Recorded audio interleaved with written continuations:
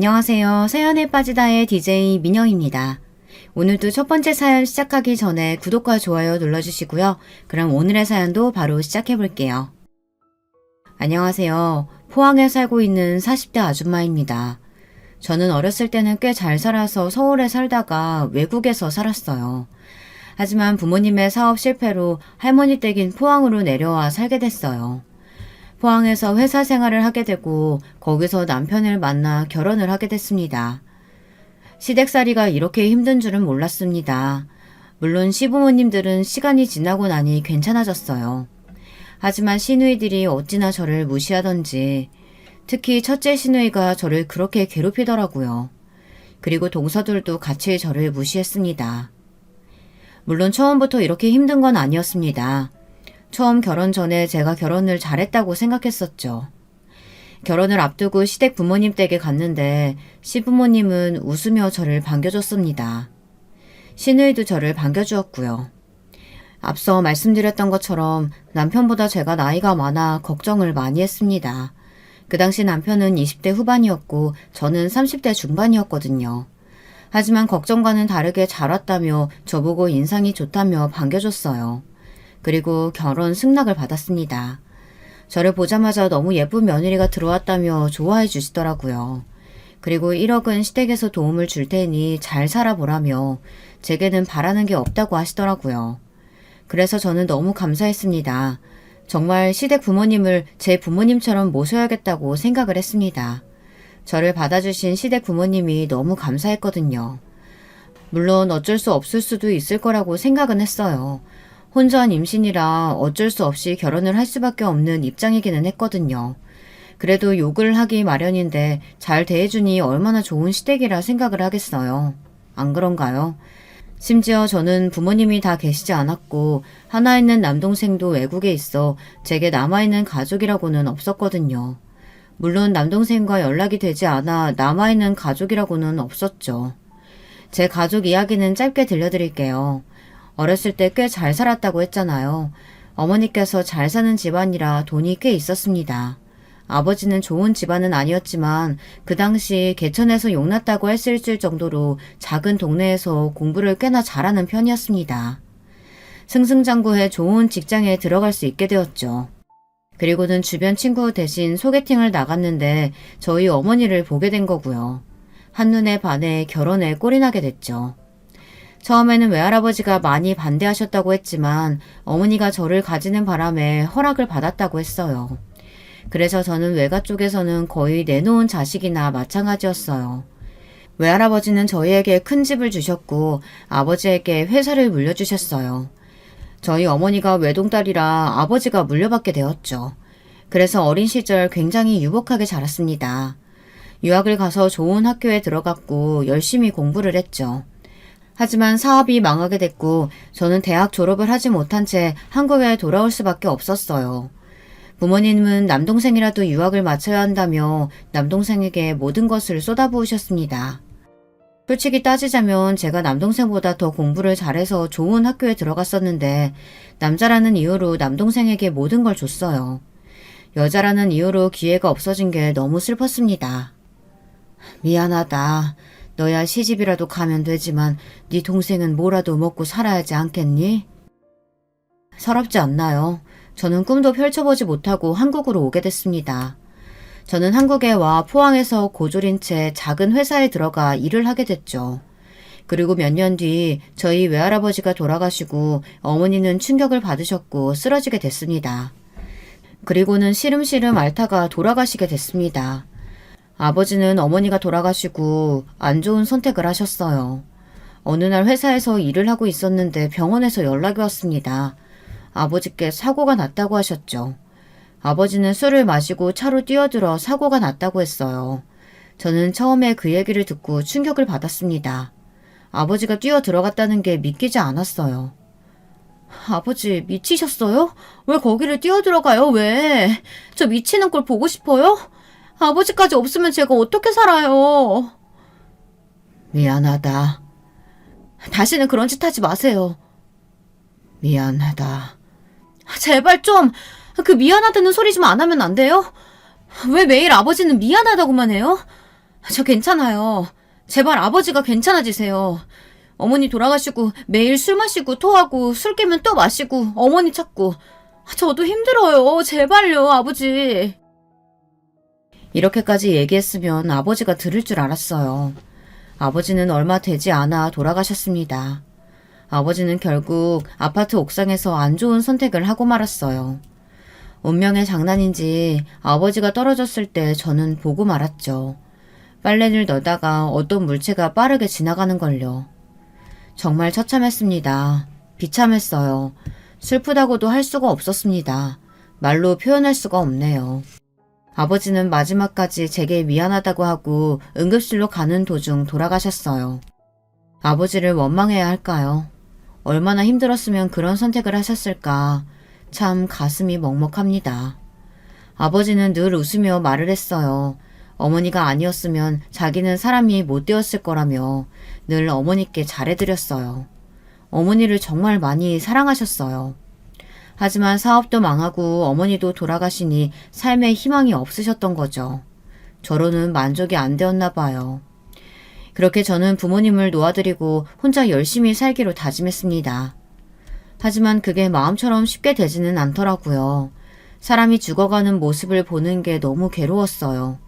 매번 꿈에 나오고 그때 있었던 비슷한 냄새, 소리만 있어도 괴로웠습니다. 한동안 저는 정신적으로 고통을 받았어요. 그러다 저희 남편을 만나게 됐어요. 처음에는 어린 남편에게 끌리지 않았죠. 어리기도 했고 그 당시에 부모님이 돌아가신 지 얼마 되지 않아 심적으로 여유가 되지 못했기 때문에 연애를 할 정신이 아니었거든요. 그래서 저는 남편의 고백을 거절했죠. 하지만 남편은 포기하지 않았어요.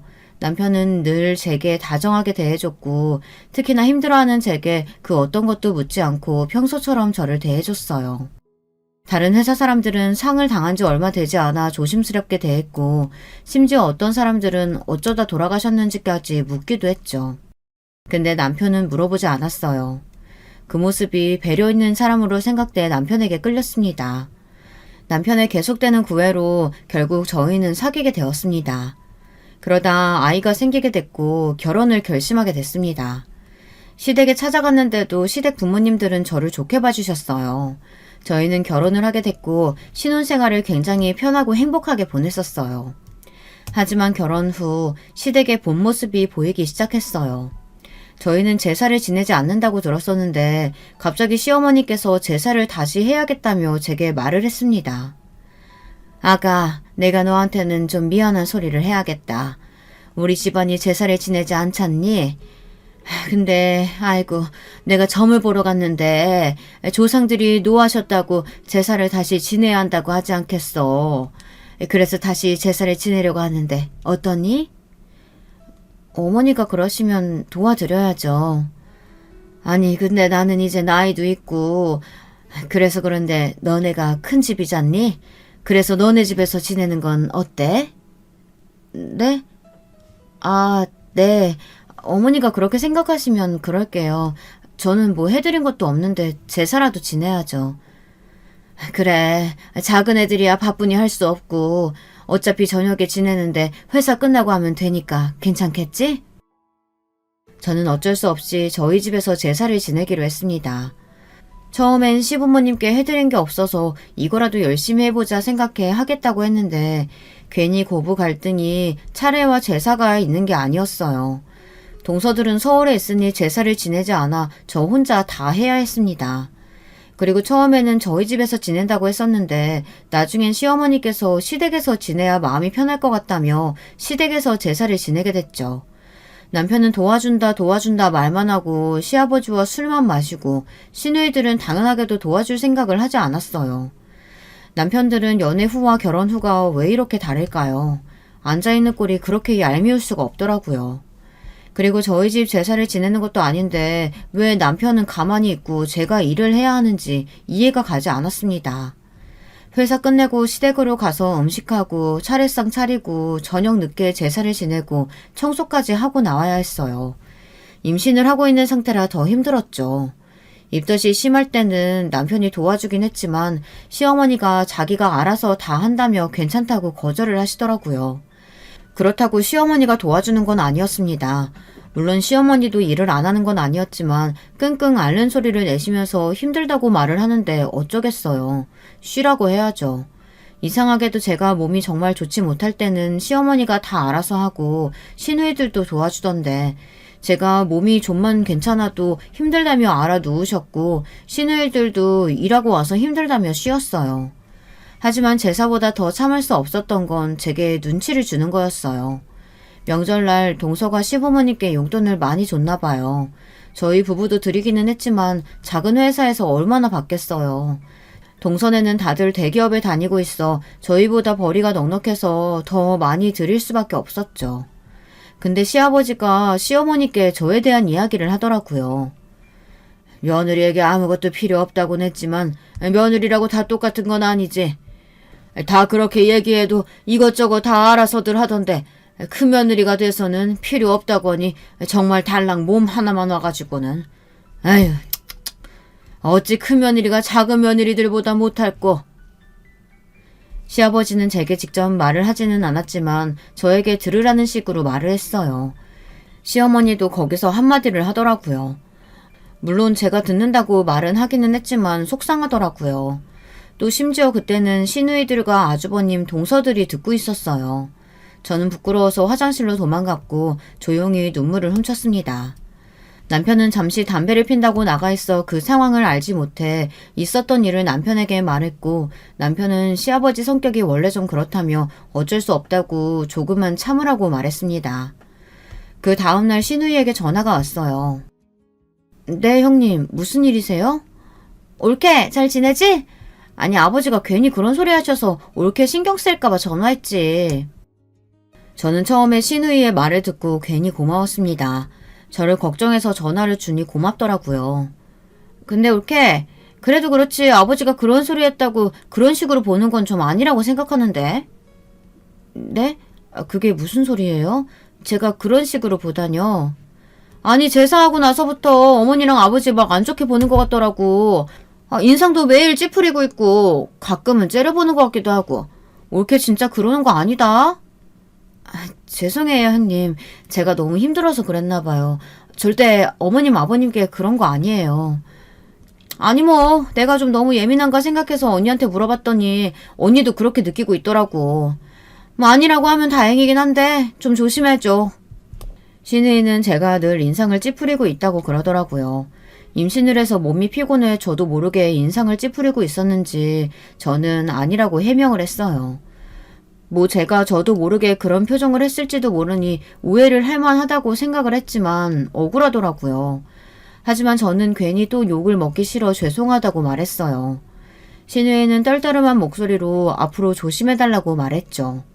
제 인상이 그리 부드러운 편은 아니지만 누군가에게 그런 말을 들을 정도는 아니거든요. 그리고 시누이들끼리 제 얘기를 했다는 게 기분이 나쁘기도 했고 너무 속상해 그날 중학교 친구에게 있었던 일을 말했어요. 친구는 당연히 미친 거 아니냐며 임신한 사람이 제사를 지내고 있는데 당연히 힘든 거 아니냐고 화를 내줬습니다. 그리고 그것도 웃기다. 아니 자기네들이 아무것도 안 해도 된다고 했으면서 안 하니까 뭐라고 눈치 주는 거야? 그리고 그런 소리를 들었으면 괜찮냐고 물어봐야지. 뭐 째려보긴 뭘 째려봐. 진짜 나 참 웃겨가지고. 왜 제가 이런 대접을 받아야 하나 억울하기도 했지만 결혼 때 아무것도 없이 왔으니 할 말이 없었어요. 동서들한테는 그러지 않는 이유가 잘 살고 학벌도 좋아서 그런 건가 괜히 제 자신이 못나 보이더라고요.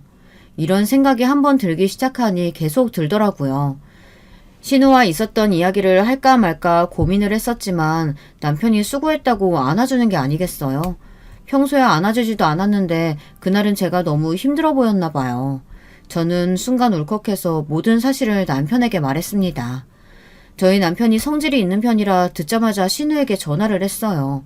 저는 괜히 제게 불똥이 튀는 게 아닌가 생각을 했었는데 그래도 무례했다는 걸 알 건 알아야 한다고 생각해 가만히 있었어요. 그 뒤 역시나 시누이는 그날 일에 대해 얘기를 했습니다.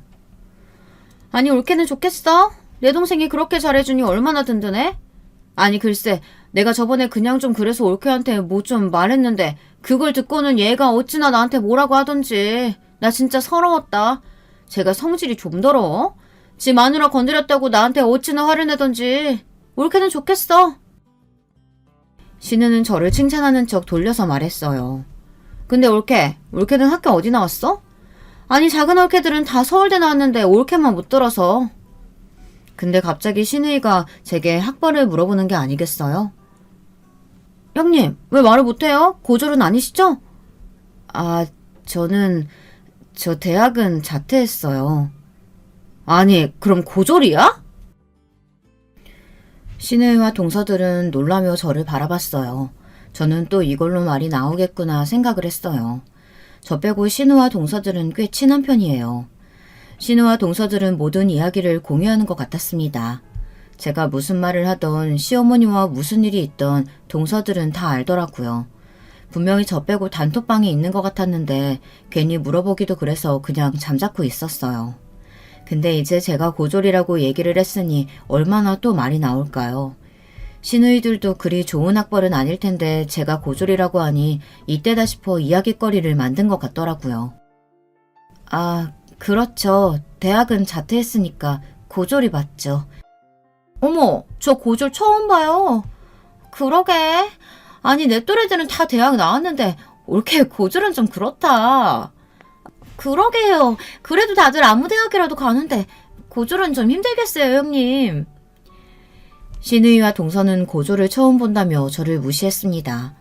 순간 제가 다닌 학교를 말하고 싶었지만 저의 과거를 말하고 싶지는 않아서 참았죠. 그날 저는 너무 수치스러워서 펑펑 울었어요.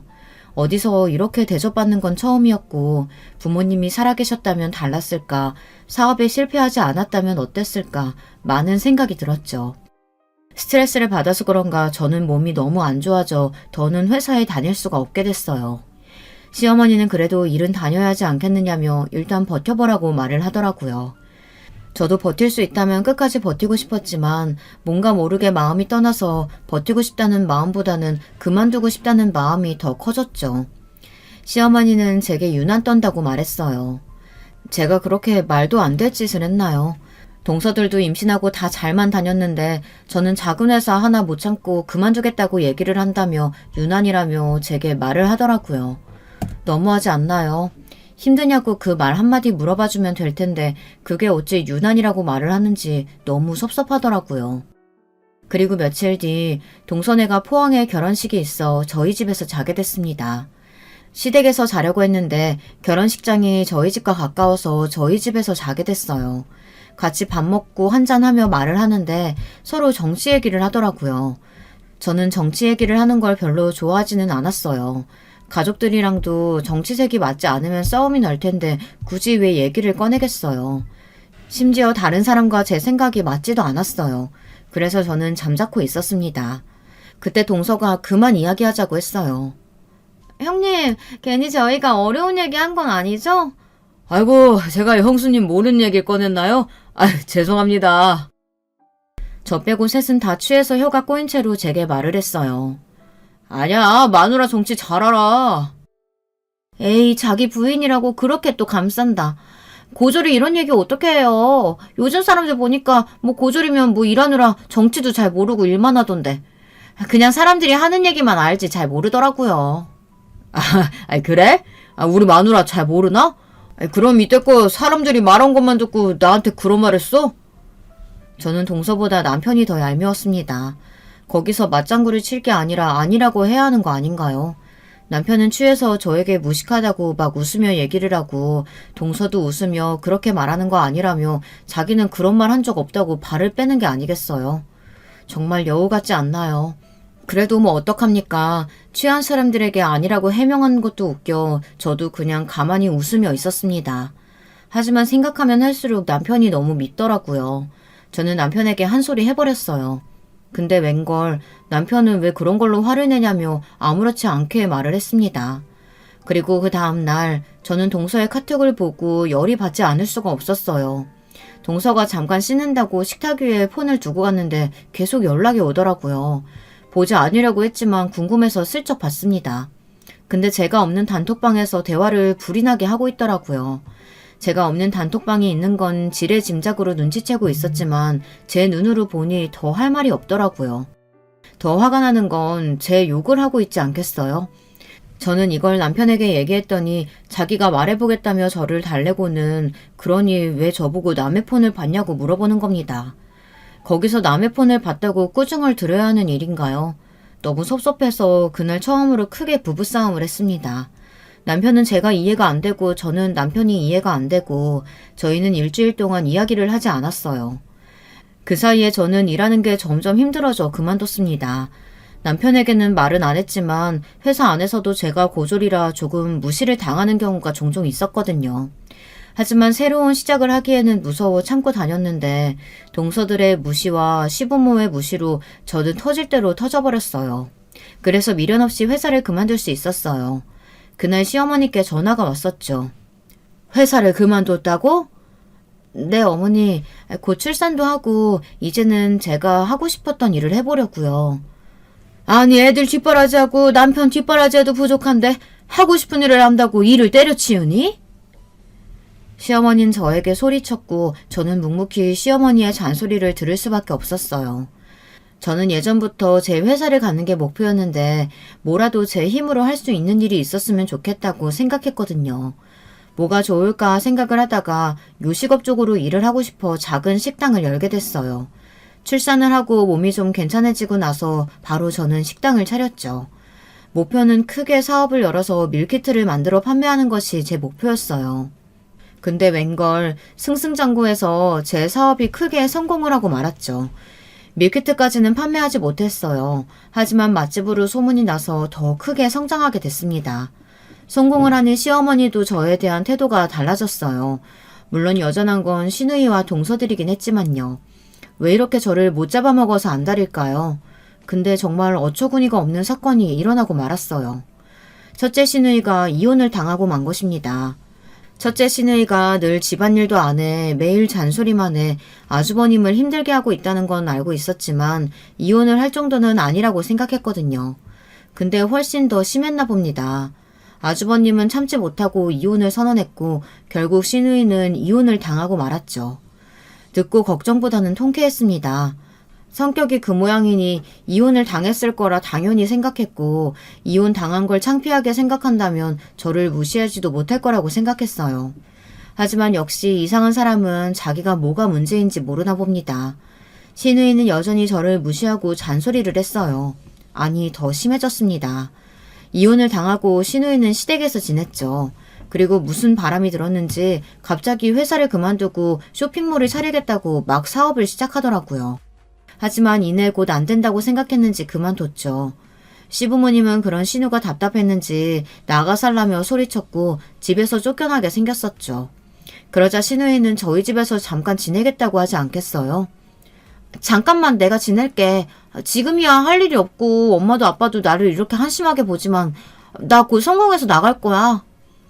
무슨 말도 안 되는 소리라는 거야. 누나가 왜 우리 집에서 지내? 안 돼. 다행히 남편이 안 된다고 말해주더라고요. 하지만 시어머니가 제게 부탁을 하더라고요. 그래, 요즘 장사는 잘 되고 있고? 네, 어머니, 무슨 일이세요?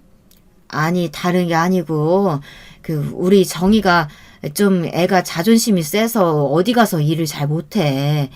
야, 근데 여기서 계속 지내면 우리가 다 해주니 일은 안 할 것 같고, 잠깐이라도 니네 집이라도 지내면 안 되나 싶어서. 안 그래도 형님이 저희한테 부탁을 했는데 남편이 거절을 해서요. 저는 남편이 거절을 안 했다면 저희 집에 살 거라는 생각만 해도 끔찍했습니다. 분명히 같이 살면 모든 일들을 동서들에게도 이야기할 거고 제 얘기를 안주거리가 되고 말 거니까요. 아니면 혹시 니네 가게에 사람은 안 필요하니? 가게라도 좀 일을 하게 하면 안 될까? 알겠어요. 우선 형님하고 잘 얘기해 볼게요. 신우는 시어머니의 부탁으로 저희 가게에서 일을 하게 됐습니다. 안 할 줄 알았는데 자기도 일을 안 하니 눈치가 보였나 봐요. 바로 하겠다고 했죠. 하지만 신우는 역시 일머리가 없었어요. 서빙도 요리도 응대도 뭐 하나 제대로 할 줄 아는 게 없었죠. 하지만 시어머니의 부탁이니 그냥 자를 수도 없었어요. 그래도 신우이는 조금씩 적응을 해나갔습니다. 하지만 제 버릇해 못 준다고 신우의 성격은 여전했어요. 회식날 신우는 직원들에게 무례하게 대했죠. 아니 근데 다들 학교는 어디 나왔어? 포항이면 다 알 텐데. 신우의 속셈은 뻔했어요. 제 학벌을 이야기하고 싶어서 그런 이야기를 꺼낸 거였죠. 직원들은 서로 자기가 나온 학교 이야기를 했답니다. 근데 왜 대학은 얘기 안 할까? 왜? 다들 그럼 고등학교까지만 졸업하고 못 나왔어? 제가 있는 직원들은 거의 고졸이었어요. 저처럼 사정이 있어서 대학을 못 나온 사람이거나 생계 때문에 어쩔 수 없이 어렸을 때부터 일하는 사람이 많았죠. 사장이 고졸이라 어쩔 수가 없나? 얘가 또 고졸이라고 대졸 사람 쓰기는 그랬나 봐요. 어머, 난 이렇게 고졸인 사람이 많이 있는 곳도 처음 보네. 내가 제일 높은 학력이야. 그래요. 신우가 제일 높은 학력이 되었죠. 그럼 뭐합니까? 일머리는 제일 없는데. 회사를 다녔어도 분명 신우는 욕을 많이 먹었을 거라고 생각이 들 정도로 일머리가 없었어요. 그냥 딱 보면 일을 어떻게 하는지 알잖아요. 아, 그래요? 대졸은 뭐 학력만 좋은가? 일 배우는 건 다른가 보죠? 뭐? 그게 무슨 말이에요? 아니, 그렇게 대졸대졸 거리는데 뭐 자랑하고 싶은가 본데 일은 잘 못하니까. 나 참 어이가 없어서.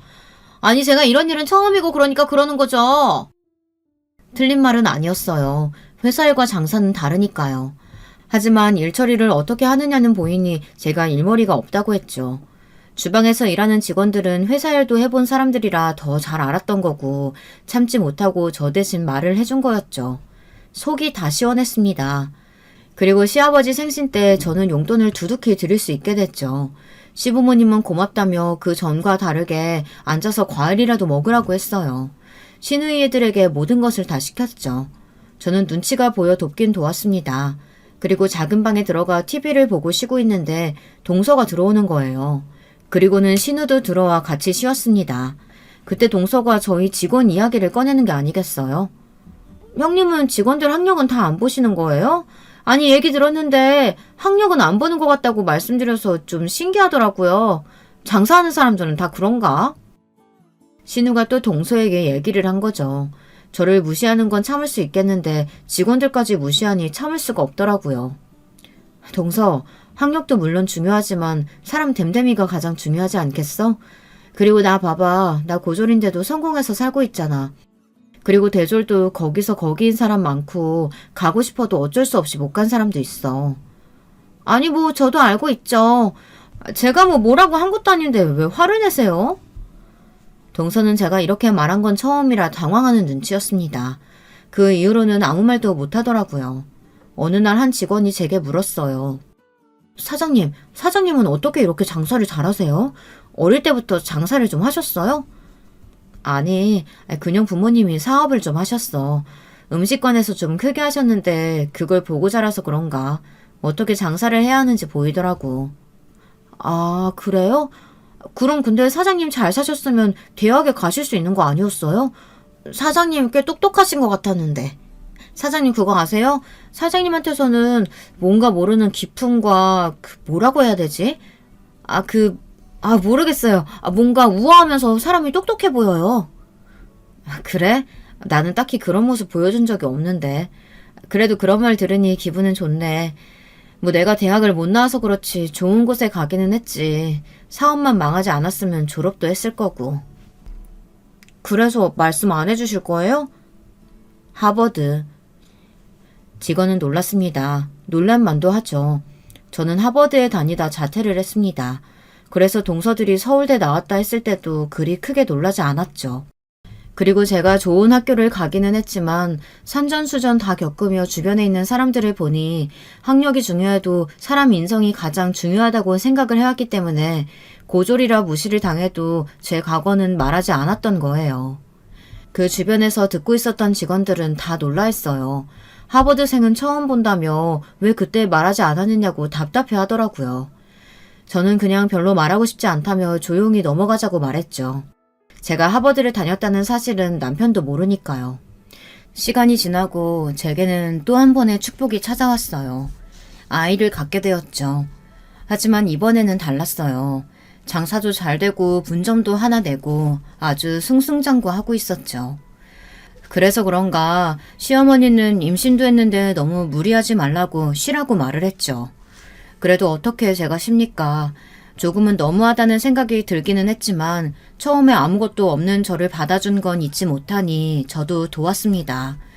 시아버지도 예전에 했던 말이 미안했는지 과일이나 맛있는 음식들을 제 앞에 두고 먹으라고 했어요.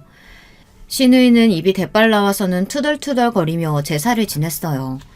들은 것처럼 시부모님은 더는 저를 건드리지 않았어요. 제가 성공했으니 얼마나 다행인가요. 아니었으면 그대로 저는 시댁살이를 할 수밖에 없었을 겁니다. 하지만 시부모님이 저를 예뻐할수록 시누이는 저를 더 미워했어요. 시누이가 저를 미워할수록 동서들은 저를 무시하기 바빴고요. 그래도 동서들은 참을 수 있었어요. 볼 일이 자주 없었기 때문에 그냥 참고 넘길 수 있었죠. 그리고 솔직히 지금이야 이래도 예전엔 더 잘 나가는 친구들도 있었고 그냥 자기네들이 좀 더 우월하다고 생각을 하면 그렇게라도 살라고 내버려두고 저는 저대로 살아가고 싶었죠. 하지만 날이 가면 갈수록 시누이의 행동은 더 심해져 갔어요. 엄마 진짜 너무한 거 아니야? 아니 처음에는 그렇게 잡아먹더니 왜 이제 와서 잘해주는 건데? 시누이는 시어머니께 저한테 왜 잘해주냐고 따지는 게 아니겠어요. 그래서 저도 물어봤어요. 형님, 아니 제가 도대체 형님께 잘못한 것도 없는데 왜 자꾸 저를 못 잡아먹어서 안달이세요? 어머, 얘 말하는 싸가지 봐? 뭐? 못 잡아먹어서 안달? 얘 그냥 너는 그냥 사람을 좀 무시하는 그런 게 있어. 너는 모르지? 시누이는 제가 사람을 무시한다며 막 뭐라고 하는 겁니다. 정작 무시하는 사람은 자기면서. 처음에는 둘째 시누이도 저에게 뭐라고 했었는데 점점 심하다고 느꼈는지 제게 사과를 하더라고요. 하지만 첫째 시누이는 자신의 잘못을 모르고 더 심하게 행동을 하고 더 심하게 무시를 하는데 누가 누구 보고 무시를 한다고 하는지 저는 참지 못하고 대꾸를 했습니다. 형님, 누가 누구 보고 무시를 한다는 거예요? 심한 거 모르세요? 그래도 작은 형님은 제게 사과라도 했지. 형님은 자기가 뭘 잘못한지도 모르고 저한테 왜 그러세요? 뭐? 너 말 다 했니? 왜요? 동서한테 제 얘기 이것저것 다 하고 잔소리는 잔소리대로 일하다 실수하면 다 남 탓. 그리고 제가 뭐라고 하면 동서한테 욕하고 성격이 그러니까 이혼이나 당하죠. 저는 그 말을 해서는 안 될 말을 하고 말았어요. 그때 저는 뺨을 맞고 말았죠. 시어머니에게요. 너는 성공했다고 오냐오냐 해주니까 아주 우습지? 저는 뺨을 맞은 것도 충격인데 시어머니에게 맞으니 너무 놀랐습니다. 시누이는 놀라지도 않고 고소하다는 식으로 웃고 있더라고요. 그 상황에서 웃고 있다는 게 말이 된다고 생각하세요? 그러고는 시누이는 억울하다며 자기는 욕을 한 적이 없다고 악어의 눈물을 짜내듯 울더라고요. 저는 그 자리에서 뛰어나갔습니다. 하필이면 만삭일 때라 몸이 무거워 제대로 뛰지도 못하고 서러워서 집에 나와 간 곳은 계단이었어요. 그리고 그 다음날 당연히 신우는 그 사건이 있었으니 안 왔을 거라고 생각했는데 나왔더라고요. 뻔뻔하게 웃으면서요 제게 말을 걸었습니다. 어제 일은 내가 사과 안 받을게. 뭐 나도 잘한 건 없으니까 우리 그냥 넘기자. 어이가 없었습니다. 신우는 오히려 사과는 됐다며 제게 말하더라고요. 그리고는 일을 하는데 화가 머리끝까지 났었죠. 그래서 저는 일을 안 나와도 된다고 말했어요. 뭐? 아니 잠깐만, 어이가 없네? 지금 화낼 사람이 누군데? 너 화나서 막 사람 잘라도 되는 거야? 신이는 그 자리에서 앞치마를 벗고 가게를 나갔어요. 몇 시간 뒤 시어머니께 연락이 왔습니다. 처음에는 받지 않았어요. 하지만 계속 전화가 와서 어쩔 수 없이 받았죠. 그래, 뺨은 괜찮니? 네. 미안하다. 내가 화가 나서 흥분을 좀 했다. 그래도 애를 이런 식으로 잘라버리면 어떡하니? 어머님, 저도 많이 참았어요. 시어머니는 아무 말도 하지 않으시다 한마디 꺼냈어요. 그래도 참아야지. 저는 더는 할 말이 없어 끊었습니다. 참아야지. 그래도 참아야지가 맞다고 보시나요? 제가 더 얼마나 참아야 할까요? 저는 남편에게 이 사실을 다 말했어요. 남편도 어느 정도 짐작은 하고 있더라고요. 뺨이 부어서 왔는데 당연히 이상하다고 생각했겠죠. 하지만 제가 말할 때까지 기다렸고 제가 모든 사실을 말하자 남편은 바로 시댁으로 갔어요. 당연히 저는 가지 않았고요. 남편이 뭐라고 했는지는 모르겠지만 그 이후로 신우이에게 연락이 왔습니다. 네, 형님. 올케, 내가 미안. 잘못했어. 신우이는 억지로 사과하는 것 같아 보였지만 저는 사과를 받았어요. 그리고는 신우가 일 나가면 안 되느냐고 물어보더라고요. 아마도 일이 아니었음 사과는 하지 않았겠죠. 저는 고민을 많이 했어요. 그래도 같이 일을 해야 할지 아니면 잘라야 할지. 그래도 시어머니의 부탁이었으니 들어주기로 했습니다. 또 저는 후회할 짓을 선택한 거지만 그래도 남편 누나이기도 하니 어쩌겠어요. 다 덮고 가는 거라 생각하고 같이 일을 하기 시작했어요. 그 사건이 있는 이후 정신을 좀 차렸는지 전보다는 많이 심하게 대하지는 않았습니다. 시간이 지나고 저는 출산을 하게 됐고 잠깐 일을 쉬게 됐죠. 신은 중간중간 가게를 찾아갔는데 다들 신우 욕을 하기 바빴어요. 신우가 마음대로 일하고 자기가 사장인 것처럼 행동을 한다고 했어요. 그리고 직원들에게 막말을 한다고 했어요. 그 말을 들으니 더는 신우와 함께 일을 할 수 없겠다는 생각이 들었죠. 저는 바로 시어머니에게 전화를 했어요. 어머니, 제가 형님 행동 때문에 많이 참는다는 거 알고 계시죠? 얘가 또 그 얘기는 왜 꺼내는 거니? 좀 참으라고 했잖니? 저는 시어머니께 그간 있었던 일과 직원들에게 하는 행동들을 하나하나 다 말했어요. 시어머니도 이건 아니라고 생각했는지 말을 하지 못했어요. 이제 더는 참아주기 힘들 것 같아요. 처음부터 직원들이 같이 일하기 힘들다고 얘기했는데도 어머니 부탁으로 형님 일할 수 있는 거였는데 아직까지도 그러는 거 보면 앞으로도 쭉 이렇게 지낼 것 같다는 생각이 드네요. 그래서 형님한테 먼저 말하기 전에 어머님께 연락드리는 거예요. 이제는 참기 힘들 것 같아서요. 결국 신우이는 잘리게 됐고 시어머니도 더는 말씀이 없으셨죠. 덕분에 직원들도 활기가 넘쳐 일도 더 열심히 하게 됐습니다.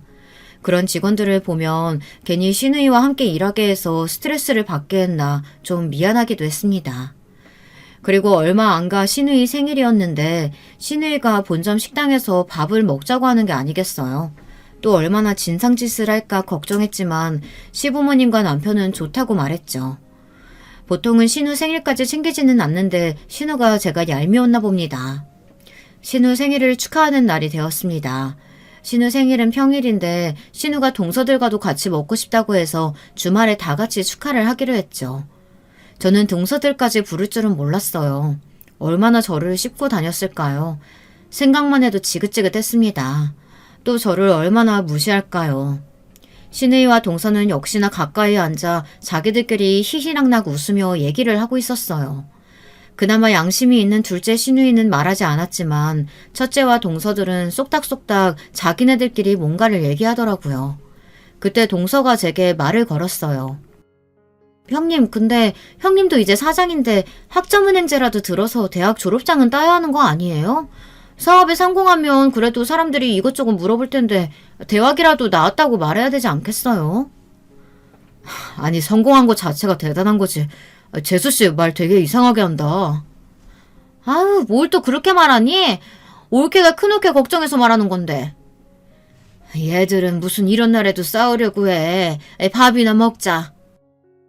시어머니의 말 한마디에 정리가 됐죠. 직원들은 제 가족이 와서 그런지 바짝 긴장을 했더라고요. 좋게 보여야 한다며 직원들은 저희 시댁 식구들에게 친절히 대해줬죠. 그런데 신우와 동서의 태도가 그렇게 좋게 보이지는 않더라고요. 예의 없게 행동하는 건 아니지만 그렇다고 친절하게 대하는 것도 아니었어요. 퉁명스럽게 대한다고 해야 하나? 좀 무시하는 것 같았어요. 그걸 남편도 느꼈는지 남편이 한 소리 하더라고요. 재수씨, 말이 왜 그래? 아니, 재수씨 오늘 좀 까칠하다. 이상하네. 너는 왜 자꾸 괴롭히고 있어? 조용히 밥이나 먹어. 시어머니는 동서를 감싸고 있어서 남편도 더는 말을 못했어요. 근데 그때 누군가 저에게 말을 거는 거 아니겠어요? 고등학교 때 친구가 있는 거예요. 어머, 너 희수 맞지? 친구는 저를 알아보고 반갑게 말을 걸었어요. 저도 반갑기는 했지만 여기서 고등학교 친구를 볼 줄은 몰랐었죠. 괜히 불편하기는 했지만 저도 반갑게 인사를 해줬어요. 안녕. 오랜만이다. 어떻게 여기서 본대? 한국엔 아예 들어온 거야? 신기하다, 얘. 친구는 잠깐 한국 여행을 하러 왔다고 했어요. 친구 남편이 저희 가게 음식을 꼭 먹어보고 싶다고 해서 여기까지 오게 된 거죠. 안녕하세요. 근데 여기 사장님 아니세요? 친구 남편은 저를 어떻게 알아봤는지 저를 알고 있더라고요. 네. 어떻게 아셨어요? 얘도 모를 텐데. 친구가 여기에 왔었는데 맛있다면서 사장님이랑 찍은 사진을 보여줬었어요. 혹시 기억나세요? 그 갈색 곱슬머리에 키 엄청 큰 외국인이 사진 찍자고 한 적 없으세요? 기억이 안 날 수가 없었어요. 예전에 한번 외국인이 너무 맛있다며 제게 감동을 받았다고 하고 사진을 같이 찍자고 했었거든요. 근데 그게 친구 남편의 친구라니 참 인연이라는 게 어떻게 만날지 모르겠더라고요. 그리고 그때 직원들이 저보고 영어 쓰는 거 처음 본다면서 영어 엄청 잘한다고 다들 저를 보며 대단하다고 치켜 세워줬는데 당연한 일이 그때는 얼마나 제 자존감을 높여주던지 그날 일은 잊을 수가 없었죠. 근데 그때 신우이가 제 친구한테 말을 걸었어요. 안녕하세요. 저희 올케 잘 아시나 봐요? 저희 올케 친구? 네, 안녕하세요. 고등학교 친구예요. 어머, 형님 학교 다닐 때 어땠어요? 무슨 고등학교 나오셨대? 뭐, 어디 여상? 네? 그 친구는 저희 집이 망한 걸 알고 있었기 때문에 말을 함부로 하지 않았어요. 여상이라고 듣자마자 저를 쳐다보더라고요. 저는 친구를 보며 말하지 말라고 고개를 저었고 친구는 바쁘다면서 그냥 갔어요. 아니, 왜 말을 하다가 말아? 뭐 좀 부끄러운가? 괜찮은데.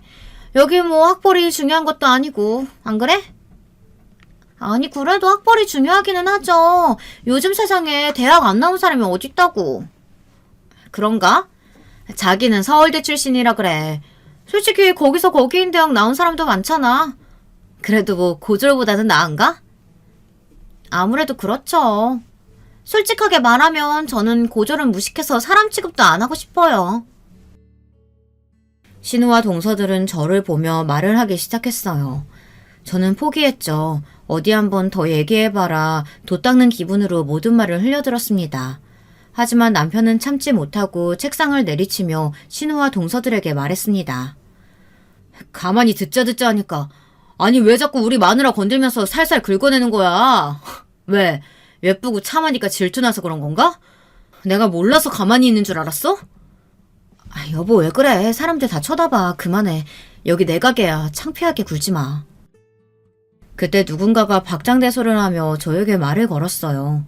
저는 누가 이렇게 크게 웃으며 말을 하나 봤더니 저희 직원이었더라고요. 사장님, 이번에 하버드 동문회 가시죠? 동문회는 아닌가? 그때 동서들의 표정이 점점 굳기 시작했어요. 남편도 놀라 저를 쳐다봤고요. 당신 하버드 동문회라니? 아니 하버드라니 그게 무슨 소리야? 아니 동문회는 아니고 그게 하버드는 모르셨어요? 사장님 하버드에서 공부하셨잖아요. 모르셨구나. 그래서 계속 무식하다 그러면서 무시한 거예요? 직원들은 신우이와 동서들을 보란듯이 쳐다보며 이 얘기를 했어요. 아니 하버드라니. 우리 집안에 그럼 서울대와 하버드가 같이 있는 건가? 우리 집안 며느리들이 참 머리 하나는 좋구만. 하버드라는 말을 듣자 시부모님은 저를 보는 눈빛이 전보다 더 자랑스럽다는 듯이 쳐다봤습니다. 아니 하버드는 뭐 아무나 가는 줄 알아? 올케 뭐 잘 사는 집안도 아니잖아. 한두 푼 드는 줄 알아? 제가 어렸을 땐 좀 잘 살아서요. 고등학교도 여상이 아니라 외국에서 나와서 좀 쉽게 갈 수 있었어요. 저도 이제는 모르겠다. 그냥 다 말했습니다. 졸업은 하지 않아서 동문회는 갈 수 없지만 직원들이 저를 생각해서 말해줬으니 저도 떳떳하게 말하기로 결심했죠. 하버드 얘기가 나오자마자 동서들 말수가 급격하게 줄어들었고 시어머니도 동서들과 신우에게 한 소리를 하더라고요. 너네 그러는 거 아니다. 얘 봐라. 좋은 집안에서 좋은 학교 다녔는데도 말도 안 하고 이렇게 말 한마디 없이 지가 사업 시작해서 성공했으니 어찌나 대단하니? 그리고 너 너는 형님이나 됐으면서 밑에 올케들 보기 부끄럽지도 않아? 그날 이후 신우와 동서들은 더는 제게 말을 하지 않았어요. 그리고 시부모님은 저를 더 좋아하게 됐죠. 동서들은 그날 제게 연락이 와 미안하다고 반성하게 됐다고 제게 연신 사과를 했어요. 거기서 뭐 더 일을 크게 벌릴 생각은 없어서 이제라도 이런 말을 했으면 됐다고 앞으로는 사람 무시하지 말고 겸손하게 살라고 말했죠. 하지만 신우는 좀 달랐습니다. 신우이는 오히려 자기를 가지고 놀았다며 제게 화를 내는 게 아니겠어요? 올케도 정말 너무한다. 내가 그런 말 했으면 똑바로 말을 해야 할 거 아니야. 지금 내가 안 좋은 대학 나왔다고 무시하는 거야? 형님, 제가 공부는 했지만 졸업을 못했으니까 말을 안 드렸죠. 그리고 졸업도 못했는데 거기서 떠벌리고 다니면 좋아 보여요? 괜히 그냥 학벌로 사람 무시하는 것처럼 보이지. 제가 그걸 당했는데 안 좋은 대학 나왔다고 무시를 하겠어요? 몰라. 나 너 때문에 정신적으로 너무 안 좋아졌어. 책임져. 신우이는 말도 안 되는 말을 하기 시작했죠. 저 때문에 정신적으로 힘들어서 잠을 잘 수 없다나, 무시를 당한 것 같아서 어디 가서 이제 말도 제대로 못하겠다나 뭐라나. 저는 참지 못하고 시댁으로 찾아가 시부모님께 모든 사실을 말했어요. 시부모님은 신우이의 등짝을 때리며 정신 차리라고 말했죠. 아휴, 이년아, 너 언제 정신 차릴래? 내가 언제까지 네 뒷지덕거리 해줘야 돼? 내 나이에 좀 편하게 살자. 너도 좀 정신 차리고 뭐라도 해봐야지. 언제까지 무시하면서 살 거야? 그리고 너도 뭐 좋은 대학 안 나왔으면서 누구한테 그렇게 무시하는 거야? 됐다. 우리도 뭐 얘 하는 말 듣고 무시만 했는데 우리가 잘못한 거지. 우리가 다 잘못 키웠지. 시어머니는 계속 신우의 등짝을 때리며 정신 차리라고 말했고 남편도 신우에게 한마디 했어요. 남편은 결국 신우에게 보지 않겠다고 말했습니다. 신우이는 어이가 없다면서 자기가 나가면 되는 거 아니냐며 소리치고 집을 나갔어요. 한동안은 집안 모임에서 첫째 신우이와 동서들은 오지 않았습니다. 자기네들도 창피한 건 아는 거죠. 어쨌든 저는 신우이와 동서들 덕에 오기가 생겨 더 열심히 하게 됐고 동서들 무시로 발벗고 나서준 직원들 덕분에 제 이야기를 할 수 있게 돼서 참 다행이라 생각했어요. 남편은 왜 자기에게 얘기하지 않았냐며 말했고 저는 가족들 이야기를 할 수 있게 됐습니다. 그리고 또 정말 다행인 건 제 남동생과 연락이 닿았다는 겁니다. 가족 모임 때 만났던 친구 기억하시죠? 그 친구가 제 동생과 연락을 주고받고 있는데 제 얘기를 했더니 연락이 왔더라고요. 남동생은 저한테 미안해서 연락을 못했다고 말하더라고요. 그리고 저는 할아버지와 부모님 모두 돌아가셨다는 걸 전했어요. 그 말을 듣고 남동생은 바로 한국으로 왔어요. 오랜만에 보는 남동생은 주름이 늘었고 머리가 조금 벗겨졌더라고요. 하지만 어렸을 때 얼굴은 조금 남아있었습니다. 동생을 보자마자 눈물이 났습니다. 그리고 부모님 얘기를 하며 둘은 부둥켜 안고 울었어요. 동생은 부모님께 너무 죄송하다고 했어요. 너무 죄송해서 연락을 못 드렸다고, 성공하면 연락을 해야지 다짐했는데 너무 늦어버렸다고 했죠. 그래도 저는 동생과 연락을 할 수 있다는 게 다행이었습니다. 하나 남은 가족과 연락을 할 수 있는 게 감사했어요. 시부모님께도 사랑을 받고 신우와도 연락을 끊을 수 있게 돼서 참 편하게 살고 있습니다. 동서들이야 이제는 저를 무시하지 않고 저를 보면 깍듯하게 대하더라고요. 그 꼴이 어찌나 웃기던지. 하지만 저도 착하게 굴 생각은 없어져서 윗사람 노릇을 좀 하고 있습니다. 그래도 시부모님은 저를 좋아하셔서 상관이 없었어요. 오히려 좀 더 잡으라고 제게 말을 할 정도니까요. 그래도 제가 이렇게 성공할 수 있었던 건 제 부모님 덕분이죠. 부모님이 늘 겸손하게 살라고 하셨고 아버지는 종종 사업을 알려주면서 장사하는 법을 알려주셔서 제가 지금 이렇게 잘 살 수 있는 거라고 생각합니다. 이 글을 쓰는 날 유독 더 부모님이 보고 싶네요. 마지막으로 부모님께 하고 싶은 말을 끝으로 이 글을 마치겠습니다. 어머니, 아버지, 부디 하늘에서는 평안하게 잘 지내셨으면 좋겠습니다. 저는 이제 남동생과 연락하며 잘 지내고 있어요. 늘 감사한 마음 가지고 살고 있으니 잘 지켜봐 주셨으면 좋겠네요. 사랑해요. 제 글 읽어주셔서 감사합니다. 여러분 모두 행복한 하루 보내세요. 여러분, 두 번째 사연 시작하기 전에 좋아요, 구독 꼭 눌러주실 거죠? 그럼 두 번째 사연 바로 시작합니다. 이번 사연은 남들보다 일찍 부모가 되셨다는 여성 사연자분께서 보내주신 이야기예요. 결혼 생활에서 기절초풍할 일을 겪으셨다는데요. 저와 같이 만나보실까요? 남편하고는 사이에 애가 일찍 들어서는 바람에 결혼을 하게 됐어요. 부끄럽게도 그래서 남들보다 좀 이른 나이에 저는 출산을 했고요.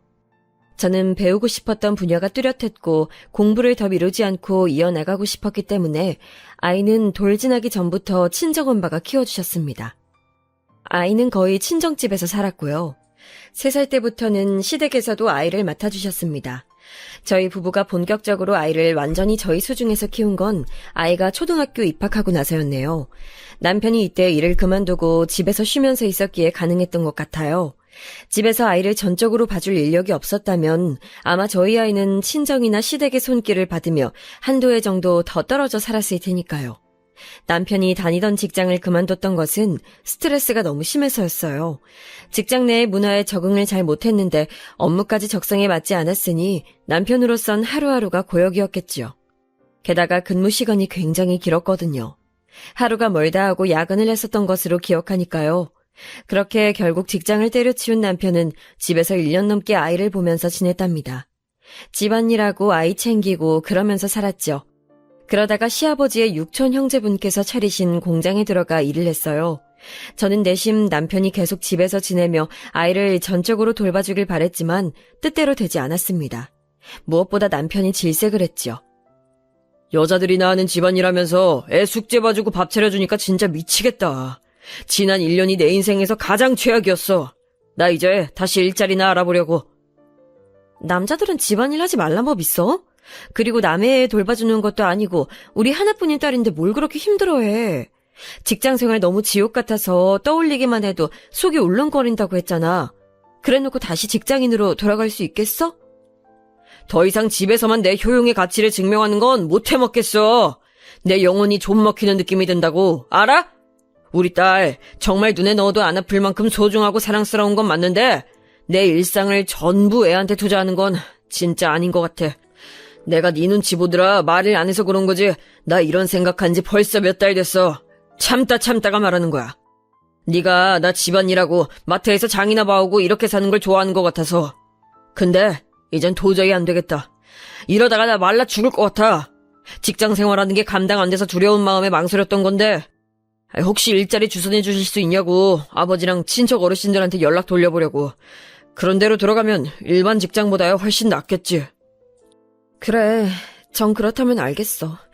솔직히 애는 돌볼 인력 구하려면 얼마든지 구할 수 있으니까. 그치만 자기가 사회생활 다시 해보고 힘들다 싶으면 언제든지 그만두고 집에 있어도 되니까 이 점만 알아줘. 난 정말로 자기가 걱정돼서 그래. 직장생활 때문에 스트레스 받아서 위경련까지 일으켰던 남편이 걱정돼서 저는 차분히 말해줬던 거예요. 언제든지 돈 벌러 나가는 일 때려치우고 집으로 돌아와도 된다고요. 아무래도 아이가 워낙 어렸을 때부터 자기 부모가 아닌 조부모 손에서 자란 기간이 길다 보니까 이왕이면 저희 남편의 돌봄을 받으며 많은 시간 함께하면서 그렇게 계속 지내기를 바라기도 했었죠. 경제적으로 저희 집이 딱히 염려될 게 없었고 무엇보다 제가 전도 유망했기 때문에 남편한테 돈 가지고 압박을 줄 게 없었기에 가질 수 있는 마음이었네요. 그렇지만 시아버지를 통해 일자리를 얻게 된 남편은 그곳에 정착해버렸어요. 아무래도 가족회사이다 보니까 많은 편의를 그쪽에서 봐준 게 유효했던 것이겠지요. 그렇게 얼마간의 세월이 흘렀고요. 저희 아이가 중학교 올라가고 나서부터 부부관계가 살짝 삐그덕거리기 시작했어요. 그 시기가 어떤 시점이었는가 하면 저는 이제 저의 자리를 완연히 잡아서 안정적으로 일상을 나고 있던 때였고요.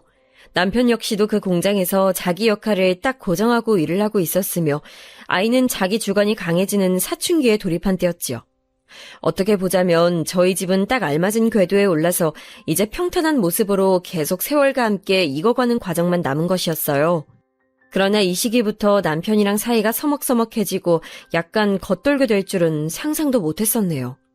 기껏 사회적으로 자리를 다 잡아놨더니 정작 집안에서는 불협화음이라는 게 너무 마음이 씁쓸했고요. 사실 저희 아이가 초등학교 5학년 때 남편이랑 진지하게 대화를 나눴었어요.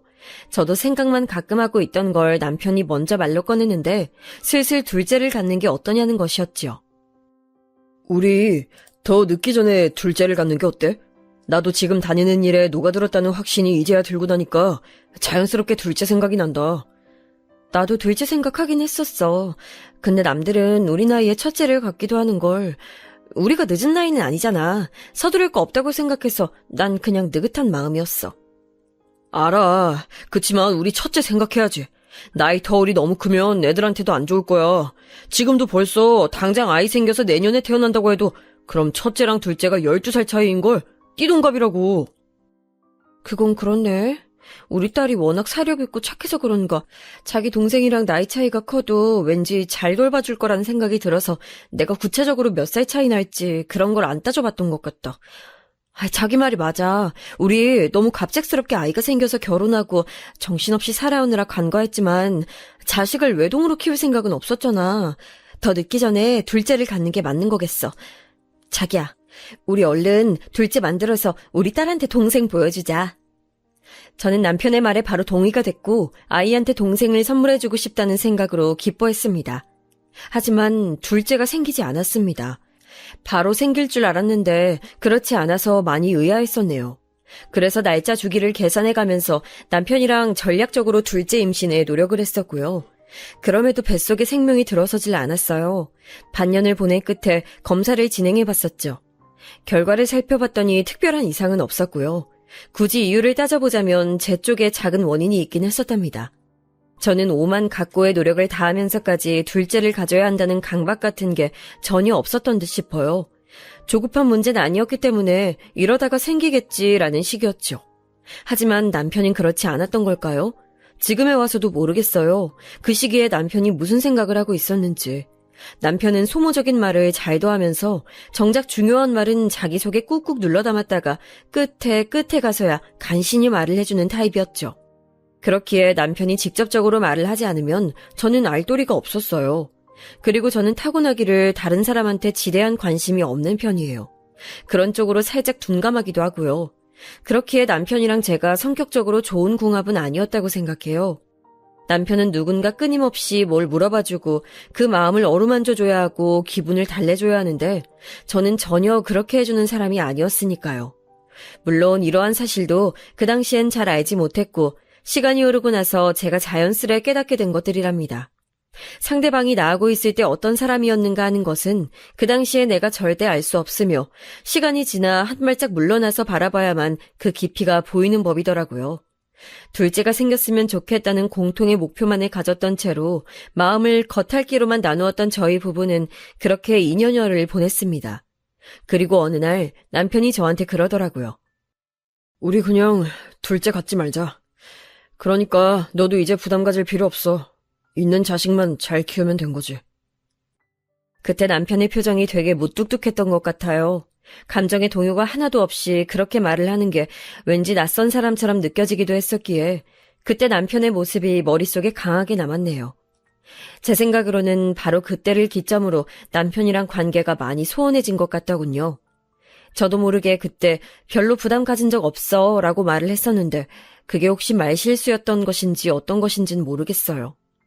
저는 워낙 일이 바쁜 사람이었고 제 생활이라는 게 있었기 때문에 남편하고 진지하게 감정적인 대화를 해볼 여유나 필요성을 딱히 못 느꼈던 것 같아요. 하지만 시간이 지날수록 남편하고 서먹해졌다는 걸 느낄 수 있었기에 섭섭하고도 서운했죠. 또한 이 사람이 예전처럼 나를 대해주질 않는구나 하는 생각이 든 순간부터 저도 많이 기대치를 내려놓게 됐고요. 어쨌든 한 가족이란 울타리 안에서 저희는 그런대로 시간을 보내며 잘 살았습니다. 하지만 제가 저답지 않게 크게 발끈하는 일이 생기고 말았는데요. 그건 바로 저희 아이의 생일 때문이었어요. 선물을 뭐 갖고 싶은지 제가 물어봤더니 사고 싶은 건 자기가 살 테니까 돈으로 주면 좋겠다고 하길래 그렇게 해주기로 했어요. 그리고 저희 아이가 또 원하는 게 있었는데 TV에서 본 고급 레스토랑에서 저희 가족 셋이서 외식하는 거라고 했습니다. 그래? 같이 저녁 먹는 거 너무 근사한 생각인데?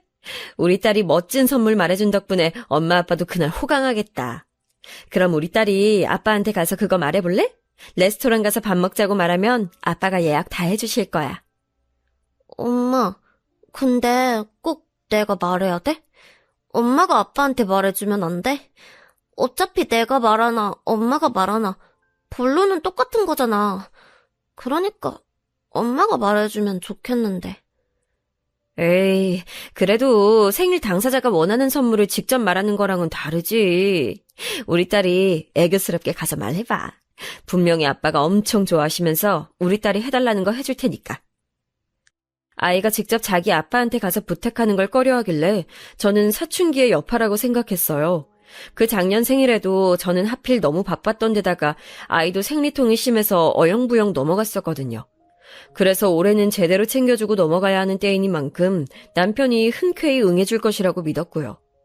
하지만 이게 웬일인가요? 저 일하고 있는데 아이한테서 카톡이 왔어요. 우는 이모티콘 여러 개를 보내놨길래 이상하다 싶어서 전화를 해봤더니 아이가 서러워서 훌쩍거리더라고요. 아빠가 시간 없다고 내 생일에 같이 밥 먹어주는 건 무리니까 꿈도 꾸지 말라고 나한테 그랬어. 직접 얼굴 보고 말하기 민망해서 아까 점심시간에 아빠한테 카톡했더니 그렇게 답장 왔어.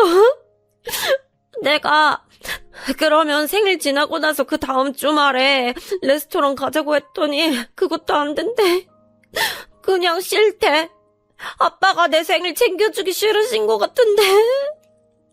엄마는 왜 엄마가 말 안 하고 나한테 이거 시켜서 나 힘들게 만들어.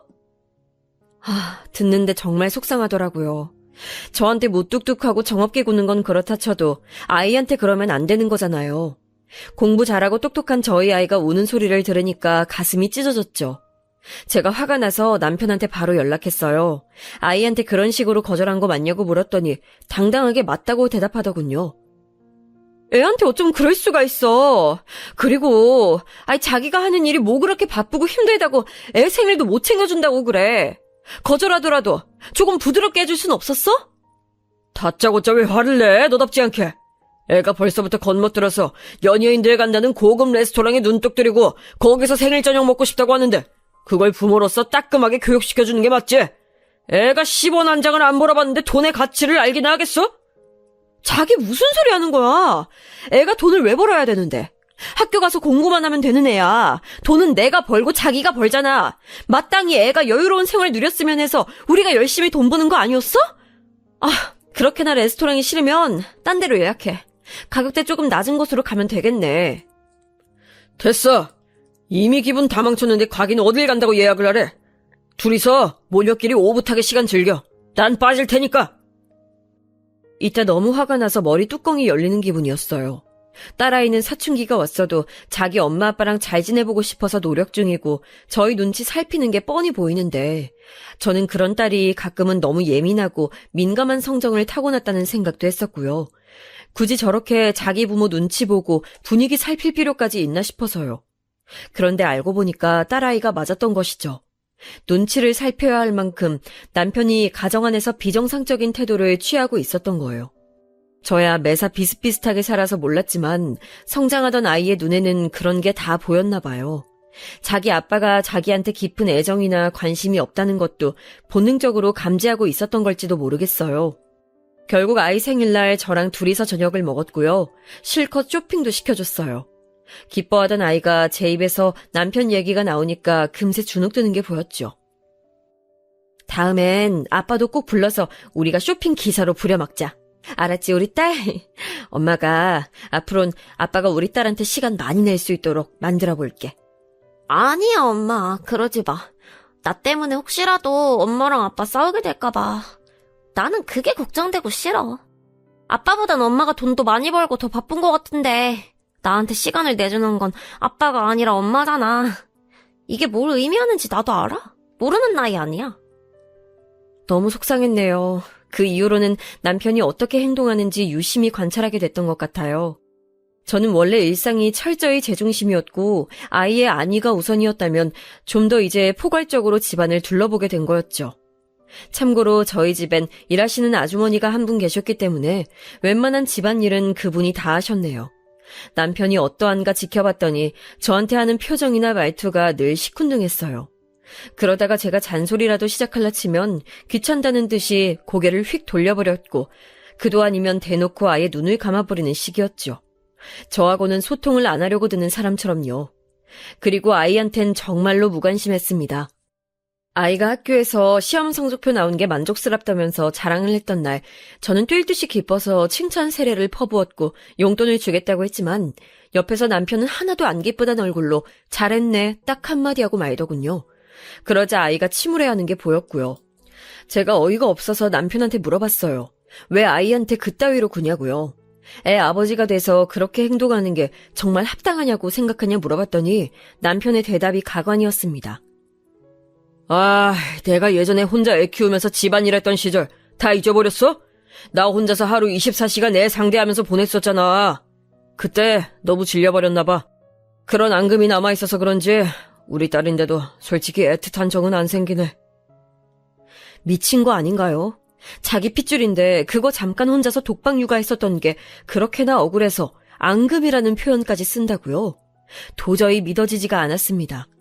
제가 너무 기가 막혀서 어쩔 줄 몰라 하니까 남편은 자기가 귀찮아서 자기 속마음을 쉽게 안 털어놓는 사람인데 이왕 털어놨으니 할 말을 해야 한다면서 황당한 발언을 또 추가했어요.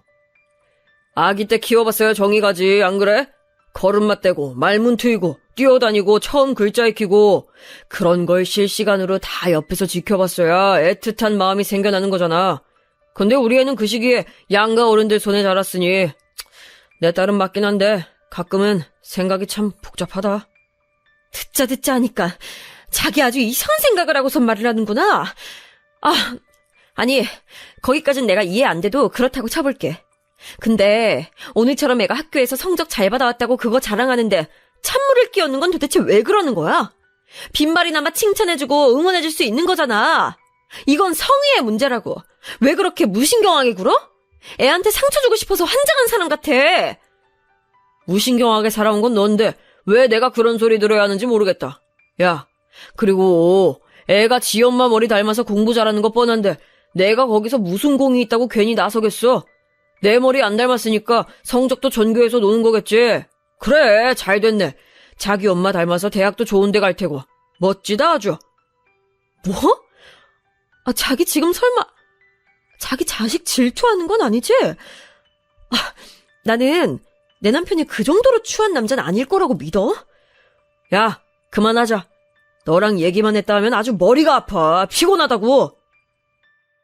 도대체 남편이 뭐가 속에서 골마있길래 저러는지 이해가 안 갔어요.